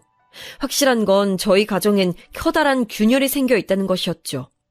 그 이후로 저는 이따금씩 이 결혼을 유지해야 하는 이유가 뭘까 회의감을 느꼈습니다. 그래놓고선 남편은 또 저랑 아이한테 내 마누라, 내 딸이라는 소리는 잘만 했었고요. 가장 어이없는 부분이라고 한다면 저희 친정 부모님 앞에선 세상에서 둘도 없는 착한 사위라는 걸 표방했다는 거예요. 제가 친정 엄마한테 요새 남편이랑 좀 안 좋다 이런 식으로 언지를 했었거든요. 그래서 친정 엄마가 남편한테 한 소리 하셨었는데 남편은 놀랍도록 무조건 자기 잘못이라면서 수긍을 했습니다. 그래놓고선 말만 번지르르하게 하고 정작 자기 모습에서 바뀌는 건 없었죠. 진지하게 남편한테 우울증 같은 거라도 있나 이런 추측을 하고 있었을 시기였어요. 제가 무심코 남편의 휴대폰을 받다가 비밀을 알게 됐습니다. 차라리 단순한 권태기, 사람이 살다 보니까 변한 것 이런 이유이길 바랐는데 아니었어요. 바람이었어요. 남편은 바람이 난 것이더군요. 다른 여자가 있었기 때문에 마음이 늘 콩밭에 가 있어서 그랬던 것이었어요. 제가 왜 이렇듯 단순하고 1차원적인 이유를 염두에 둬본 적이 없었느냐고요? 그건 아마도 제 자신이 바람 한번 피워볼 생각조차 못해본 위인이라 그랬던 것 같네요. 저부터가 바람의 비읍자에도 관심이 없는 사람이니 당연히 제 배우자도 그럴 거라고 막연하게 생각을 해왔던 거예요. 맹추 같았죠. 상대는 남편보다 8살 연하의 여자였고요. 남편이랑 그 상간녀가 나눈 대화방을 제가 확인해봤는데 정말 역겨웠습니다. 뻔히 처자식이 있는 남자인 걸 상간녀가 처음부터 알고 그 만남을 시작했던 것이더라고요. 그리고 남편한테 보낸 사진을 보니까 전부 다 노출이 심각했습니다. 차마 글로 옮겨졌기에도 끔찍한 수준의 음담패설이 난무했고요. 보는 것만으로도 정신이 아득해지더군요. 너무 억울했어요. 부부의 연을 맺고 나서 다른 데로 눈을 돌려본 적이 없었던 저였기에 진짜 억울해서 미칠 것 같았어요. 저는 맹세코 남편 외의 남자가 결혼하고 나서 한 번도 저한테 있어본 역사가 없었거든요. 저는 이렇게 살았건만 어째서 남편은 상간녀와 추잡스러운 행각을 뒤에서 이어갔던 건지 원망 이전에 이해가 안 되더라고요. 저희 부부의 첫 만남, 그 시작을 주도했던 건 제가 아니라 남편이었어요. 20대 초반의 나이에 저는 인생 첫 남자친구를 만들었는데 연애를 잘 이어가다가 의견 차이로 싸운 뒤 헤어지게 됐어요. 첫 이별을 겪고 방황하던 그 틈에 다가왔던 남자가 바로 남편이었죠. 저에게 엄청 적극적으로 밀어붙였었고요. 참고로 남편은 저보다 2살 연상입니다. 그때 남편은 군대를 다녀온 직후였는데 자기 말로는 여자가 고프다고 했었네요. 군대 가기 전에 만난 여자친구가 있었는데 금세 헤어졌다고 말을 했었죠. 나 군 복무 마칠 때까지 기다려줄 줄 알았는데 배신하더라. 다른 남자를 만났더라고. 정말 충격적이었어. 그렇게 지조 없는 여자는 다신 만나고 싶지 않아. 난 아직 여자를 전혀 모르는 몸이고 키스도 안 해봤어. 너한테 내 모든 걸 바치고 싶은데 넌 어때? 난 너처럼 강렬한 느낌이 드는 여자는 태어나서 처음 봐. 남편은 돌려 말하는 법 없이 적극적으로 저한테 들이댔고 첫 이별에 방황하던 때이기도 했던 저는 우왕좌왕하다가 남편이 이끄는 대로 넘어가 버렸어요. 정식으로 사귀게 된 지 3달 정도 지났을 때였는데요. 남편의 자취방에서 술을 마시게 됐었죠. 거기는 당시에 남편이 자기 친구랑 사는 집이었는데 그 친구가 자기 본가에 가는 바람에 남편이 혼자 있었던 주말이었네요. 저는 그 시기에 주말을 가리지 않고 공부하느라 미친 듯이 바빴는데 남편이 화를 내면서 자기랑 연애하는 거 맞냐고, 왜 자기를 외롭게 방치하냐고 저한테 따지길래 미안하기도 하고 조금 답답한 마음에 남편이 부르는 대로 거길 찾아갔던 거예요. 그날 술을 너무 많이 마셔서 필름이 끊겼었고요. 그러더니 학기 중에 몸이 좀 안 좋아졌어요. 공부하느라 무리를 했나 싶었건만 임신이었던 거죠. 가만히 보니까 그날 남편이 불러서 그 자취방에 갔던 날하고 시기가 맞아떨어졌어요. 임신 사실에 너무 혼란스러웠는데 친정아빠는 그런 저에게 불같이 화를 내셨죠. 어디서 지저분하게 몸을 막 굴리고 다니냐면서 너 같은 딸 둔 적 없다며 무섭게 제 뺨을 때리셨습니다. 제가 무릎 꿇은 채로 눈물 뚝뚝 흘리면서 얻어맞으면서도 잘못했다는 소리를 안 했더니 그것에 열받으셔서 부엌으로 가시더니 가위를 가져오셔서 제 머리카락을 다 잘라버리셨고요. 저희 친정 집안이 강압적이고 보수적인 분위기였어요. 그걸 주도한 인물이 친정 아빠셨죠. 아빠는 집안의 왕이었고 그 뜻을 거스르면 끝장나는 것이었습니다. 학창시절 내내 그래서 저는 모범생으로 살았지만 365일 숨죽이고 살 순 없는 거잖아요. 가끔 아주 사소한 일탈을 즐겼는데 걸리는 순간 아빠한테 끝장나는 거였어요. 고등학교 때 스트레스를 풀고 싶어서 친구들이랑 노래방에 갔었는데 그거 걸려서 아빠가 제가 아끼던 일기장을 변기에 집어 던지셨었죠. 당시에 좋아했던 아이돌의 포스터 같은 거 모아놨었는데 그거 다 찢어버리셨었고요. 생각해보니까 고등학교 때도 머리카락을 한번 잘렸었네요. 말대꾸했다고 제 머리카락을 확 자르셨었어요. 폭군 아빠 옆에서 엄마는 항상 입에 네가 잘못했다고 빌어라는 말을 달고 사는 분이셨죠. 그래도 엄마는 제가 가엾고 딱하긴 하셨던 것 같아요. 제 임신 소식에 아빠는 분노하셨지만 엄마는 내가 키워줄 테니 걱정하지 말라고 하셨던 걸 보면 말이죠. 저희 친정엄마도 외갓집에서 딸이라는 이유로, 여자라는 이유로 굉장히 억압당하고 살아오신 분이에요. 외갓집 가풍 자체가 그랬대요. 여자가 남자한테 순종해야 하고 너무 똑똑해서는 안 되고 아는 체를 남자 앞에서 많이 하면 안 되고 남자 기 세워주는 게 여자의 기쁨이고 그런 소리나 한평생 엄마는 들어오셨다더군요. 엄마는 그래서 제가 공부를 잘한다는 걸 무척 반기셨던 것 같아요. 저를 통해 대리만족을 하셨던 것일 수도요. 그렇기에 어린 나이에 임신이 엄마에게 죄스러웠어요. 엄마의 대리만족을 제가 망친 것 같아서요. 엄마가 완강하게 제 편을 들어주시고 아빠의 분노를 중화시켜 주신 덕분에 저는 후다닥 결혼을 해서 무사히 아이를 낳을 수 있었어요. 어린 나이에 학업 도중에 임신을 했음에도 왜 무조건 낳는 쪽으로 했냐고요? 그건 남편이 저랑 결혼하고 싶다며 울고불고 매달렸었기 때문입니다. 나로 인해 생긴 생명이나 다름없잖아. 내가 책임지고 싶어. 나도 이렇게 젊고 어린 나이에 결혼하는 걸 생각해 본 건 아닌데 그래도 책임감이라는 게 내 심장을 찌른다. 비록 우리가 서로 알게 된 지 오래되지는 않았지만 앞으로 기나긴 인생 동안 천천히 알아가면 되지 않을까? 우리 아이 낳고 키우면서 그렇게 살아보자. 내가 잘할게. 너만 보면서 우리 아이 키우면서 나 그렇게 살아볼 거야. 제 앞에서 무릎을 꿇고 그렇게 호소를 하더니 이윽고 오열까지 하는 남편을 보면서 제가 흔들리지 않기란 무리였어요. 제 뱃속에 생긴 아이의 친부인데 어떻게 외면이 됐겠나요? 그리고 아빠의 무자비한 손길에 제 머리카락이 엉망으로 잘려 있었는데도 남편은 머리가 어쨌든 내 눈엔 다 예뻐 보인다는 말을 해줘서 어렸던 제 마음을 흔들어놔 버렸죠. 귀한 아들의 속도 위반 소식으로 시댁은 뒤집어졌었는데요. 특히 시어머니께서 너 어디서 뭐하는 반란까지 년이야? 네가 감히 내 아들을 꼬드겨서 이런 사태를 만들어놔? 너 아주 보통 내기가 아니구나. 내 아들이 아직 뭣도 모르는 순진한 애라서 너한테 넘어간 모양인데 나는 못 속인다. 내가 결혼을 허락할 것 같아? 그 뱃속에 들었다는 아이 진짜로 내 아들의 핏줄인지 알게 뭐니. 안 그래? 다짜고짜 저한테 연락을 하셔서는 소리를 지르셨었죠. 그런데 시댁에선 금세 저를 찬성하게 됐답니다. 시어머니의 만행을 알게 된 남편이 화들짝 놀라서 자기 식구들한테 저를 정식으로 소개시켜줬었거든요. 그러자 그때부터 당장 시어머니께서는 저에게 사과하실 계획, 그리고 빠른 결혼 준비 진행을 짜기 시작하셨답니다. 뭐라고? 의대생? 게다가 집안이 그렇게나 잘 산다고? 어머, 아유, 사는 동네가 어디라고? 어우, 세상에. 우리 며느리가 그랬었구나. 엘리트 집안이 따로 없었네.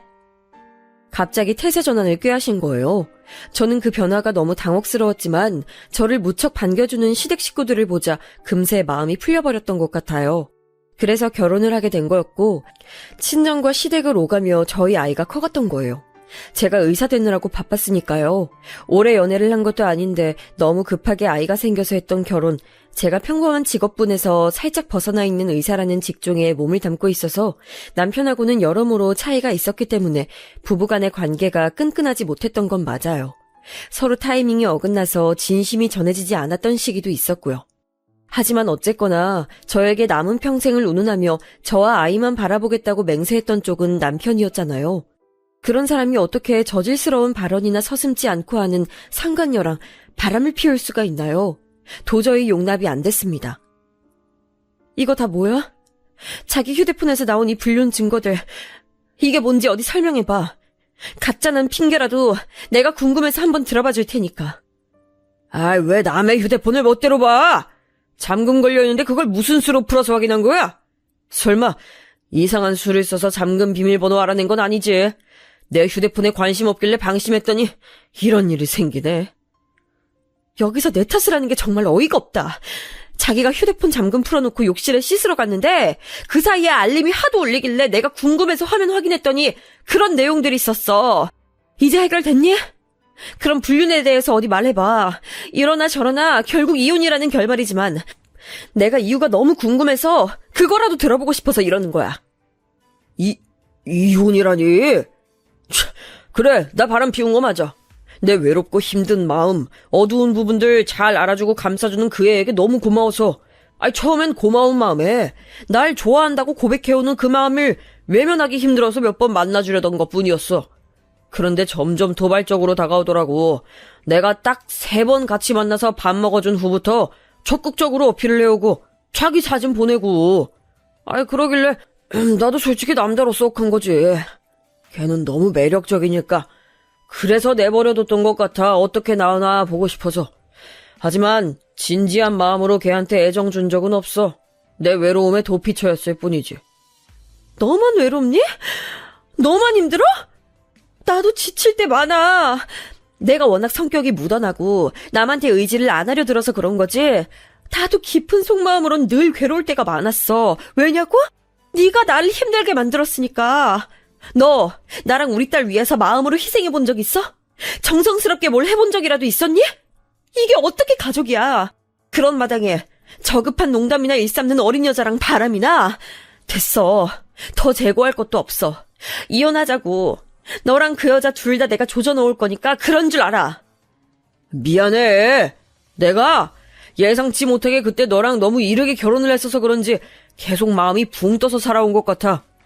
우리가 다 일터에서 안정적으로 자리 잡은 다음에 정말 부모가 될 준비가 다 된 상태에서 아이가 새로 생겼다면야. 그때서야 진짜 가정을 꾸린 기분이 날 것 같았어. 그래서 둘째를 간절히 기도하고 바랐는데 넌 아니었잖아. 넌 별 생각 없었잖아. 그때 너한테 솔직히 실망했었고 그 후로 계속 겉돌게 되더라.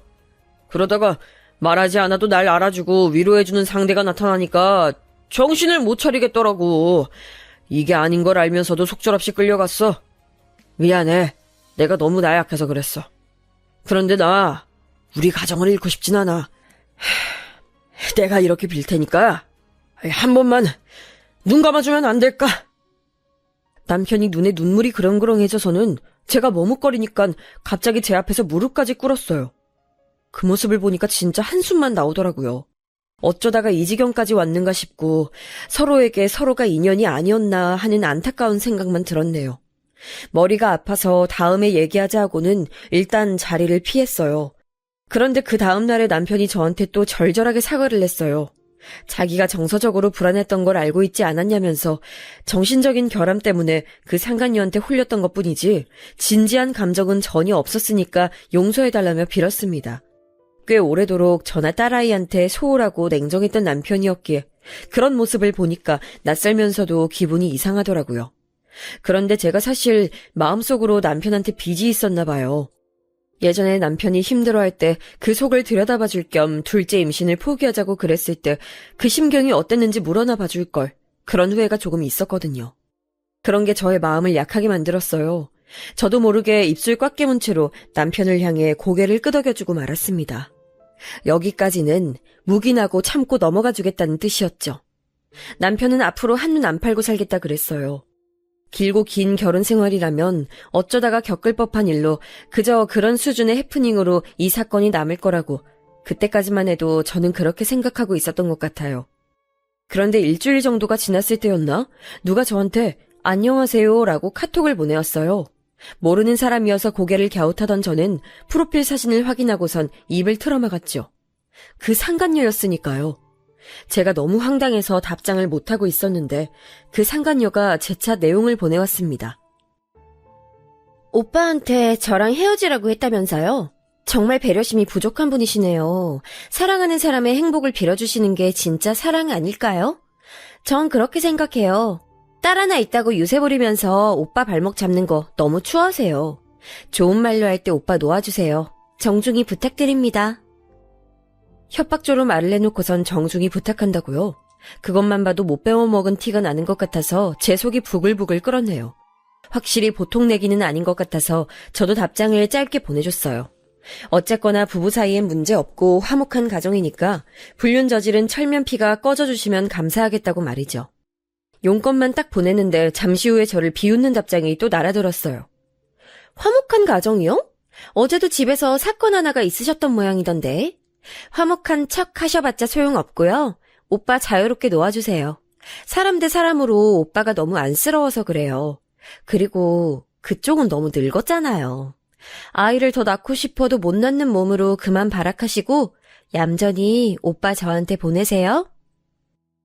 와, 어디서부터 지적을 해야 할지도 모르겠더라고요. 뭐 이런 여자가 다 있나 싶었어요. 도대체 남편은 어디서 이런 여자를 만났나 하다가 문득 그 상간녀의 카톡에서 어제도 집에서라고 한 대목이 마음에 걸리더라고요. 일단 남편한테 따져봤어요. 상간녀의 카톡을 보여주면서 왜 아직도 둘 사이 깨끗하게 정리 못했냐고 하니까 얼굴이 사색이 되더라고요. 한 번에 잘라내면 그 상간녀가 난리발작을 치면서 들러붙을까봐 어르고 달래면서 헤어지는 중이라는 변명을 해왔어요. 설마 제 번호를 알아내서 연락을 할 줄은 몰랐다면서 고개를 푹 숙이더라고요. 그런데 어제 있었던 저희 집안 얘기를 상간녀한테 한 적은 없다고 했어요. 맹세코 말이죠. 저는 전부터 마음에 걸리는 게 있었기에 저희 집안일 해주러 오시는 도우미 아주머니께 따로 여쭤봤어요. 대뜸 상간녀의 사진을 보여주면서 알죠? 라고 했더니 표정 관리를 못 하시더군요. 그럼 그렇죠. 상간녀가 제 남편을 어떻게 속속들이 알고 그 사정을 들여다보면서 접근을 했겠어요. 비법이 있었던 거예요. 알고 보니까 상간녀는 저희 집 도우미 아주머니의 사촌 조카라고 하셨습니다. 저희 부부의 사이가 소원한 걸 알고 계셨던 도우미 아주머니께서는 황당하게도 자기 사촌 조카에게 제 남편을 꼬셔보라고 했던 거예요. 어떻게 미혼인 사람한테 유부남을 만나보라고 권할 수가 있는지 상식적으로 이해가 안 갔습니다. 정말 비정상적인 일투성이었어요. 너무 역겨웠고 소름이 끼쳐서 우선 아주머니부터 해고했네요. 남편한테도 이 사실을 알릴까 하다가 뭔가 마음이 내키지 않아서 공개하진 않기로 하고 일단 보류했습니다. 머릿속이 너무 복잡했고 인간적인 배신감으로 많이 힘들어하던 와중에 제가 일하는 곳으로 찾아온 인물이 있었네요. 의사인 저는 다름 아닌 산부인과에서 근무를 하는데요. 그 미친 상간녀가 환자로 찾아온 것입니다. 저는 초진 환자의 이름과 생년월일을 보고도 아무 예상 못했어요. 상상조차 못한 상황이었으니까요. 그런데 극심한 생리통 때문에 원인을 찾으려고 왔다는 초진 환자의 얼굴을 본 순간 제가 얼어붙었죠. 그 상간녀임을 알아보지 못할 수가 없었으니까요. 진짜 살면서 별의별 일을 다 겪는다는 생각에 주먹이 꽉 쥐어졌네요. 영업용 미소를 애써 지으며 상간녀에게 물었습니다. 환자분, 생리통이 심해서 오셨다는데 맞나요? 주 증상을 우선 말씀해 주시겠어요? 사실 생리통이 심하긴 한데 참을 수 있을 정도라서요. 그리고 한동안은 생리를 안 할 것 같아요. 산부인과 온 김에 저 임신했는지 한번 보고 싶은데 봐주실 수 있나요? 네? 지금 임신이라고요? 맞아요. 제가 아무래도 오빠 아이를 임신한 것 같아요.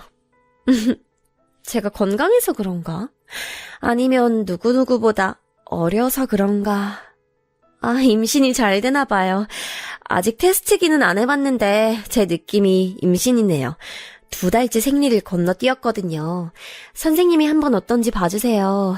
제 뱃속의 아이가 잘 크고 있을까요? 제잘제잘 떠드는 상간녀 앞에서 순간 표정 관리가 안 되더라고요. 그러다가 2판 4판이다 싶어서 봐주겠다고 했습니다. 초음파 한번 보자고 했지요. 서로가 서로를 알고 있음에도 말로는 티를 내지 않고 기싸움하며 의사와 환자로 만난 상황이 어처구니가 없어서 코미디처럼 느껴지기도 했던 것 같아요. 그만큼 현실감이 없었죠. 초음파를 보던 저는 어떤 사실 한 가지를 금세 알아차렸어요. 그때 제 표정을 살피던 상간녀가 태연하게 이런 말을 하더군요. 사랑하는 남자의 아기를 낳아주지 못하는 것만큼 여자로서 비참하고 눈물 나는 일이 또 있을까요? 선생님께서는 설마 아이를 가지고 싶으신데 못 가지신 경험 같은 거 없으시겠죠? 산부인과 선생님이신데 설마 그런 일은 없으셨을 거라고 믿어요. 보아하니 제 과거를 다 알고 있기에 그런 소리를 나불대는 게 분명했어요. 둘째 임신을 기다렸었지만 끝내 임신이 안 됐었으니까요. 굳이 저를 찾아와서 자기랑 제 남편이 깊은 관계라는 것도 직접 보여주고 싶었던 상간녀에게 제가 심각한 표정을 지어 보이며 말해줬습니다. 환자분, 이거 어떡하죠? 너무 놀라지 말고 들으세요. 네? 왜요? 무슨 안 좋은 일이라도 있는 건 아니죠? 아기 심장이 뛰지 않네요. 아마 3일에서 4일 전에 심장이 멈춘 것 같은데요. 유산입니다. 제 말이 끝나기가 무섭게 상간녀가 벌떡 일어나더니 비명을 질렀어요. 그럴 리가 없다면서 저한테 삿대질을 하더니 눈물 고인 눈으로 저를 노려보더라고요. 당장이라도 쌍욕을 뱉고 싶어하는 눈치였는데 목 끝까지 차오른 울음을 참느라 그럴 수 없는 모양으로 보였죠. 제가 이런저런 설명을 해줬는데도 전혀 듣지 않고 오열을 하더라고요. 자꾸만 거짓말이야 라는 말만 반복하면서 머리를 흔들어댔어요. 그러더니 일순간 정신이 확 들었는지 눈물 콧물 훔치며 제 앞에서 도망가 버렸습니다. 뭐 이런 일이 다 있나 싶었네요. 기가 막혀서 쓴웃음이 지어지는데 반면에 가슴이 차갑게 가라앉는 제 자신이 느껴졌어요. 저는 남편에게 이혼하자며 재선언을 했습니다. 남편은 또 제 앞에서 무릎을 꿇었죠. 정말 미안하다. 맹세코 딱 한 번 그의 앞에서 정신을 잃었었는데 설마 임신으로 이어질 줄은. 하늘이 노해서 뱃속 아이가 떠나갔나 봐. 장애물도 사라졌으니 우리 가족끼리 그냥 다시 잘 살면 되지 않을까? 그 입 제발 닥쳐. 널 만나서 내 인생이 꼬였다는 사실을 난 이제 오롯이 인정하기로 했어. 너만 없었으면 난 더 잘난 인생 살았겠지. 이제라도 너 없이 살래. 우리 딸하고 둘이서 걱정 없이 편하게. 알았어. 정 그렇다면 내가 깨끗이 사라져 줄게. 재산 반반 깔끔하게 나누고 끝내자. 무슨 개소리야? 결국 네 본론은 그거였구나. 나한테 이혼당하고 털릴까봐 그게 겁이 났던 거지? 내가 이럴 줄 알았어. 웃기지 마! 너! 가만 안 둘 거니까. 저의 냉담한 태도에 좌절한 남편은 딸아이 앞에서도 무릎을 꿇었어요. 뒤늦게나마 아빠놀이 하고 싶다면서 말이죠. 하지만 아이는 이미 자기 아빠를 너무 어렵게 생각해버린 지 오래였고 그런 대화를 하는 것조차도 어색해서 어쩔 줄 모르더라고요. 그러니 협상이 될 리가 없었죠. 이혼 소송 진행했고요. 시어머니께서는 거의 졸도하셨어요. 의사 며느리 뒀다고 동네방네 소문내고 어깨에 힘주며 살아왔는데 이혼이라니 그게 무슨 소리냐면서 오열을 하셨습니다. 저한테 참고 살라면서 헛소리 하시길래 남편의 불륜 증거를 보여드렸어요. 그 상간녀의 역겨운 음담패설을 보신 시어머니께서 눈이 돌아가셨고 그 아들 사랑 지극하신 분이 남편의 등짝을 후리고 머리통을 때리셨지요. 사실상 시댁 쪽의 가족 회사에서 일하고 있었던 남편은 그곳에서도 쫓겨났어요. 시아버지와 그 육촌 형제분께서도 불륜 증거를 보셨는데 이건 도저히 용인할 수 있는 범주를 넘어섰다며 남편을 그 회사에서 내치신 거죠. 생각 외로 단호한 시댁의 조치에 제가 놀랐답니다. 팔은 안으로 굽으니까 그게 언제까지 갈진 몰라도 우선은 감동이었네요. 상간녀한테도 당연히 소송 걸었고요. 남편과 둘이서 왠지 애틋해진 것 같길래 제가 남편한테 숨겨왔던 사실을 밝혔어요. 상간녀가 저희 집 도우미 아주머니의 끈아풀이었던 걸 말이죠. 남편의 심경을 다 맞췄던 게 운명적인 사랑이어서 그랬던 게 아니라 아주머니로부터 다 들은 게 있어서 그랬단 사실을요. 그러자 남편이 크게 충격받았는지 그 상간녀를 저버리고선 저를 찾아와서 눈물 콧물 다 짜내고 난리를 쳤었어요. 제가 자기 인생의 유일한 진짜 사랑이라고 하면서요. 그런 진심 진작에 보여줬다면 얼마나 좋았을까요? 하지만 이미 늦은 뒤였죠. 돈 잘 버는 의사 아내를 둬서 경제적인 풍요를 누리는 게 얼마나 호사인지도 모르고 그저 자기 아내랑 딸이 공부머리 잘난 걸 못마땅해 하고 가정에 마음 안 두고 한눈이나 팔고 그랬던 사람이니 결국 자기 자리를 찾아간 거라고 생각이 들었어요. 상간녀가 저한테 자필로 반성문을 써서 보냈는데 그 허접한 내용을 보니까 더 상종할 가치도 못 느꼈네요. 감성팔이하지 말고 철저히 법대로 해결하자고 말을 해줬더니 상간녀가 또 눈물을 질질 짜면서 용서해달라고 빌더군요. 남편이랑은 완전히 쫑났다고 그랬어요. 그러게 후회할 짓을 왜 했을까요? 결국 남편이랑 완전히 이혼해서 남남이 됐고요. 저는 아쉽지 않게 조건들을 잘 챙길 수 있었네요. 아이가 부모 이혼으로 의기소침해할 줄 알았는데 딱히 그렇지 않고 오히려 점차 밝아지고 있어서 다행이에요.